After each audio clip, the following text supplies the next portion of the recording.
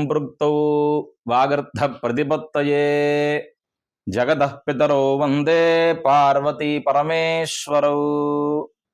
సదాశివ సమారంభాం శంకరాచార్య మధ్యమాం అస్మదాచార్య పర్యంతాం వందే గురు పరంపరాం. అందరికీ నమస్కారం అండి. ఎంతో విశేషమైనటువంటి ఈ పంచాయతన క్షేత్రం అంటే ఎక్కడ అంటే కృష్ణా జిల్లా, ఎన్టీఆర్ జిల్లా, వీరులపాడు మండలం, నరసింహారావుపాలెం గ్రామం. ఈ గ్రామ సమీపంలో పంచాయతన క్షేత్రం అని చెప్పి ఎంతో వైభవంగా మనం నిర్వహిస్తూ ఉన్నాం. ఈ పంచాయతన క్షేత్రం విశేషం ఏమిటంటే అందరి దేవతల యొక్క సమూహమే ఈ యొక్క విశేషం అండి. ఏమిటంటే దేవీ పంచాయతన క్షేత్రం. ఒక పక్క మధ్యలో రాజేశ్వరి అమ్మవారు, రాజరాజేశ్వరి అమ్మవారు, అలానే పరమేశ్వరుడు, సూర్యుడు, విష్ణుమూర్తి, వినాయకుడు, ఇలా విశేషంగా పంచాయతన క్షేత్రాన్ని మనం నిర్వహిస్తున్నాం. ఎంతో వైభవంగా నిర్మాణం చేస్తున్నాం. నిర్మాణం మధ్యలో ఉన్నది.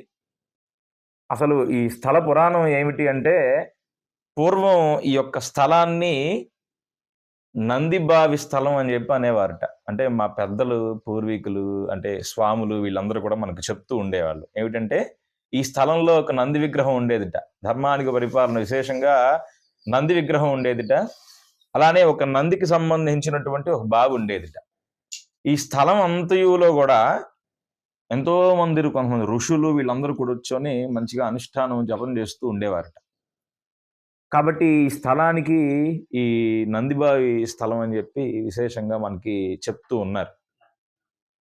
నందిరాజు బావి అని చెప్పి మనకు తెలియజేస్తూ ఉన్నారు. ఈ స్థలంలో ఒక స్వామివారు విచ్చేసి అగస్త్య పీఠం అని చెప్పి ఏర్పాటు చేశారు. మరి అగస్త్యలో అంటే మనం చాలా విశేషమైనటువంటి పురాణం మనందరికీ కూడా తెలుసున్నది. ఈ ఎంతో విశేషంగా ఈ స్థలంలో ఈ అమ్మవారి క్షేత్రాన్ని ప్రారంభం చేసిన తర్వాత 2024 ఫిబ్రవరి 29వ తారీఖున అంగరంగ వైభవపేతంగా శంకుస్థాపన కార్యక్రమాన్ని మనం నిర్వహించుకున్నాం.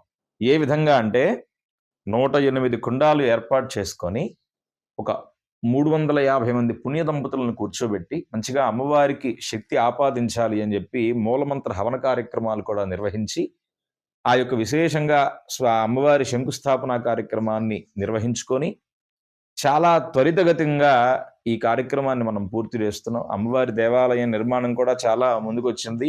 రానున్న మరికొద్ది రోజుల్లోనే వైభవంగా విశేషంగా అమ్మవారి ప్రతిష్ఠా మహోత్సవాన్ని కూడా మనం నిర్వహిస్తున్నాము. అలానే ఈ దేవాలయ నిర్మాణం కూడా మంచిగా ముందుకు వెళ్ళాలి అని, అలానే ఈ సమీపంలో అలానే మన ప్రజలందరూ కూడా బాగుండాలి అనేటువంటి సంకల్పంతో మంచిగా ప్రతి అమావాస్య తిథి రోజున మరి కలౌ చండీ వినాయక, మరి మనందరికీ తెలిసిందే. ఈ కలియుగంలో మనం ముఖ్యంగా పూజించాల్సినటువంటి దేవీ దేవతలు ఎవరండి అంటే వినాయకుడు, అమ్మవారు. చేసేటువంటి కార్యక్రమాల్లో విఘ్నాలు కలగకూడదు అంటే వినాయకుని అనుగ్రహం కావాలి. చేసేటువంటి కార్యక్రమంలో విజయం చేకూరాలి అంటే ఆ అమ్మవారి అనుగ్రహం కావాలి.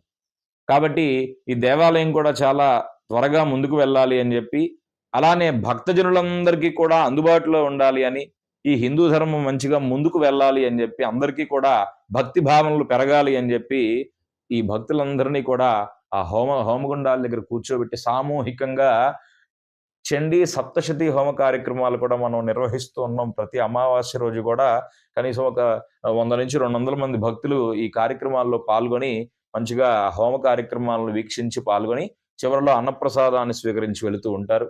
అలానే ఇక్కడ జరిగేటువంటి ఆధ్యాత్మిక కార్యక్రమాలు ఇంకా ఏమైనా మనం తెలుసుకోవాలి అనుకుంటే ఆషాఢ మాసంలో మొదటగా వచ్చేటువంటి ఆదివారం రోజున అమ్మవారికి ప్రీతికరంగా మనం అమ్మవారికి సారె కార్యక్రమాన్ని కూడా నిర్వహిస్తాం. అసలు విశేషం ఏమిటంటే ఇక్కడికి రావడానికి కాస్త ఈ రహదారి కూడా కొద్దిగా ఇబ్బందికరమైనటువంటి రహదారి.